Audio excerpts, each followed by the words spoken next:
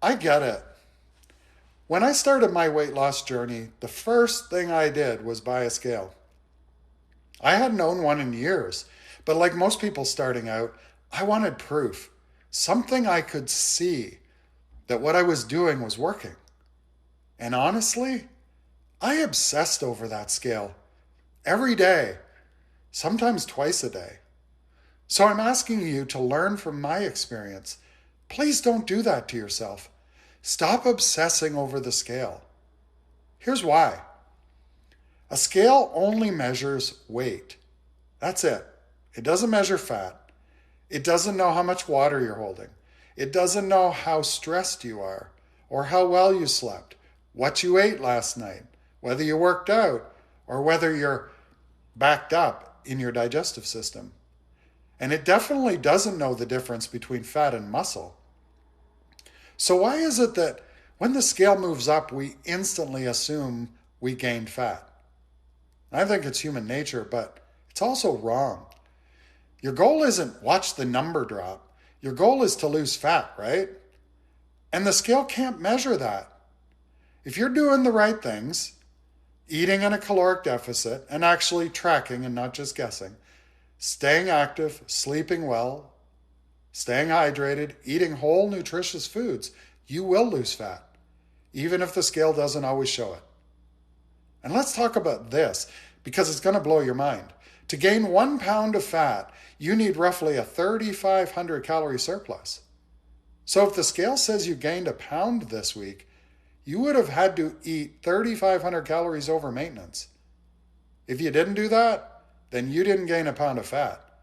You gained weight, but not necessarily fat.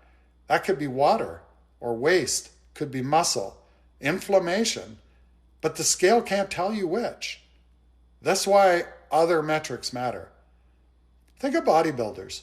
Same weight as someone overweight, but completely different body composition.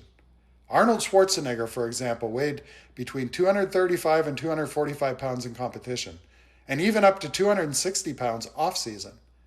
Now, if we judged him only by the scale, we'd call him overweight. But nobody would look at peak Arnie and think, whoa, unhealthy guy. So what should you focus on? Body fat percentage. But most of us don't have high-end machines at home. And biometric scales, they give estimates with a plus or minus 5% margin of error. That's huge. The good news? You can get a surprisingly accurate estimate at home with a simple cloth tape and a basic scale. And I made a whole video on how to calculate your body fat percentage at home, so go check that out if you're curious. But the point is this, your bathroom scale is not the full story. Here's what happens when you treat it like it is. On the first day, no change. Day 2, up half a pound. Day 3, down a pound. Day 4, up a pound. You get frustrated. You panic. You start changing things that don't need changing. Eating less, cutting water, overcorrecting, and nothing destroys willpower faster. So here's what I want you to do instead. Weigh in once per week. Same day, same time. I like the morning, after you've used the bathroom, but before you put any food or water in your body. Record the number and just leave it alone. Don't adjust anything until you hit 3 weeks in a row with no progress. Remember, you didn't gain all that extra padding overnight, and you're not going to lose it overnight either. This is a marathon, not a sprint. The journey is about body recomposition, about transforming your body into a fitter, healthier, stronger version of you. Not just weighing less, but carrying less fat. So pay attention to your body. Look in the mirror. How do your clothes fit? Do you feel better? Are you getting stronger?